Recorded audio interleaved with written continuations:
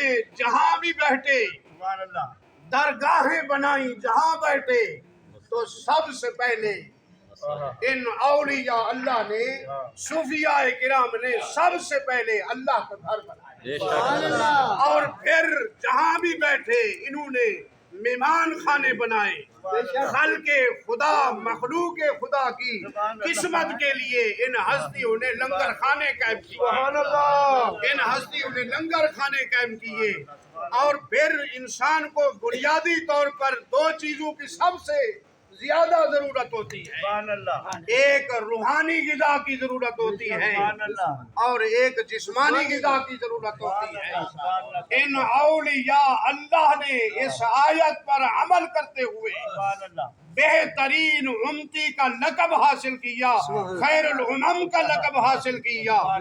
اور مخلوق خدا کو روحانی غذا بھی عطا فرمائی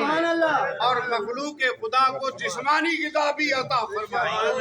چونکہ اللہ کا حکم تھا کہ تم بہترین امتی ہو۔ میں مختصر نقل کرتا ہوں سورۃ دہر کے اندر بڑا خوبصورت پیغام ہے اللہ کا بڑا خوبصورت حکم ہے اللہ کا میرے رب نے فرمایا وَيُطْعِمُونَ الطَّعَامَ عَلَىٰ حُبِّهِ مِسْكِينًا وَيَتِيمًا وَأَسِيرًا میرے رب نے فرمایا یہ جو صوفیاء کرام ہیں یہ جو اولیاء اللہ ہیں وقت کے درویش اور فقیر ہیں یہ میرے بندے ہیں اور انہوں نے میری ہی خاطر مخلوق خدا کو کھانا کھلایا سبحان اللہ میری ہی خاطر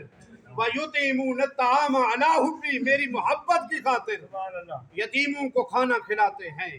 مسکینوں کو کھانا کھلاتے ہیں اسیران یعنی قیدیوں کو کھانا کھلاتے ہیں یہ کیا تھا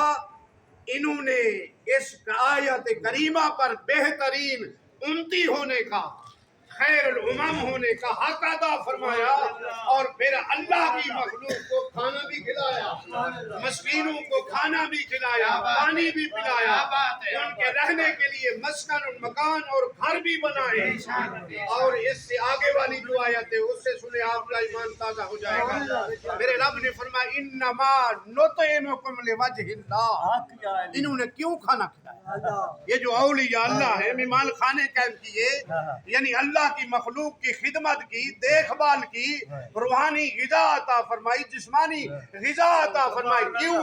انما نطعمکم لوجہ اللہ یہ کھانا اس لیے کھلاتے ہیں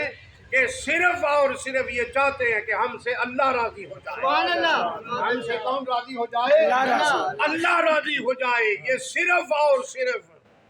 کھانا کھلاتے ہیں مخلوق خدا اللہ کے کنبے کا خیال اس لیے کرتے ہیں لوجہ اللہ بس اللہ راضی ہو جائے کنز الاعمال کے اندر میں اپنی گفتگو کو سمیٹتا ہوں کنز الاعمال کے اندر ایک حدیث پاک سن لیں آپ کا ایمان تازہ ہو جائے گا میرے آقا علیہ الصلوۃ والسلام کی عادت مبارک تھی جب صبح نماز پڑھاتے تو اپنے صحابہ سے پوچھتے کہ میرے صحابہ آج کی رات کیسے گزری ہے آج کا وقت اور رات کیسے گزار کے آئے ہو میرے آقا نے اپنے صحابہ سے 4 سوال کیے سن لیں کہ بہترین امتی کون ہے خیر الامم کا لقب صحیح معنوں میں کس نے حاصل کیا میرے آقا نے 4 سوال کیے میرے آقا نے فرمایا کہ میرے صحابہ یہ بتاؤ کہ آج تم میں سے کون ہے ایسا شخص ایسا صحابی میرا غلام جو کسی بھوکے کو کھانا کھلا کے آیا ہو سبحان اللہ پھر میرے آقا نے دوسرا سوال کیا فرمایا تم میں سے کون ہے جو کسی اپنے مسلمان بھائی کا جنازہ پڑھ کے آیا ہو پھر میرے آقا نے تیسرا سوال کیا کہ تم میں سے کون ہے جو کسی بیمار کی عیادت کر کے آیا ہو پھر میرے آقا نے چوتھا سوال کیا کہ تم میں سے کون ہے جس نے آج روزہ رکھا ہے حضور کے سارے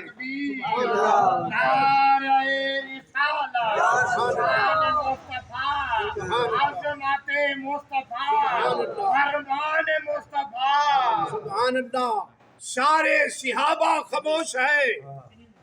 لیکن قربان جائیں میرے آقا کے صدیق پر قربان جائیں، جو میرے آقا کا یار غار بھی ہے، یار مزار بھی ہے، سفر کا ساتھی بھی ہے، حضر کا ساتھی بھی ہے، دکھ اور سکھ کا ساتھی بھی ہے۔ ابو بکر پکار اٹھے، نعم یا رسول اللہ صلی اللہ علیہ وسلم، یعنی ایک ہستی تھی جنہوں نے کہا جی ہاں یا رسول اللہ، میں یہ سارے کام کر کے آیا ہوں۔ سبحان اللہ، میں یہ سارے کام، یعنی ابو بکر مقام اتنا ہے، مرتبہ اتنا ہے، لیکن نیکیوں کے بارے میں حریص اتنا ہے۔ کہتا ہے یا رسول اللہ میں یہ سارے کام کر کے آیا ہوں۔ میرے آقا نے فرمایا کہ کیسے کر لیے؟ کہتے ہیں کہ یا رسول اللہ میں گھر سے نماز کے لیے نکل رہا تھا، دروازے پر کسی سائل نے دستک دی، میں بھوکا ہوں، میرے گھر میں اور کچھ نہیں تھا، روٹی کے سوکھے ٹکڑے پڑے ہوئے تھے، میں نے وہی اٹھا کر اس سائل کو دے دیے۔ یا رسول اللہ میں راستے میں آ رہا تھا، میرا ایک ساتھی بیمار تھا، میں نے سوچا اس کی عیادت کرتے جائیں، اس کی خیریت پوچھ کے آیا ہوں۔ یا رسول اللہ صلی اللہ علیہ وسلم میں ایک ساتھی کا جنازہ بھی پڑھ کے آیا ہوں، اور یا رسول اللہ آج میں روزے سے بھی ہوں۔ یہ جو چار سوال تھے، یہ جو چار سوال تھے، ان چاروں میں سے تین کا تعلق خلق خدا کے ساتھ تھا۔ تین کا تعلق کس کے ساتھ تھا؟ مخلوق خدا کے ساتھ تھا۔ ایک سوال کا تعلق حقوق اللہ کے ساتھ تھا، لیکن وہ بھی روزہ فرض نہیں تھا، فرض ہوتا تو میرے آقا نہ پوچھتے، وہ نفلی روزہ رکھا ہوا تھا ابو بکر صدیق نے۔ پتہ یہ چلا کہ مخلوق خدا کی خدمت کرنا، خدمت خالق کرنا اللہ کی رضا حاصل کرنے کا ذریعہ ہے۔ ابو بکر صدیق نے جن کو کھانا کھلایا کیا وہ رشتہ دار تھے؟ جن کی عیادت کی کیا وہ رشتہ دار تھے؟ ابو بکر صدیق نے جن کا جنازہ پڑھا کیا وہ رشتہ دار تھے؟ کاش ہم بھی کبھی ایسے مریض کی عیادت کرنے کے لیے چلے جائیں جن کو ہم جانتے نہ ہوں،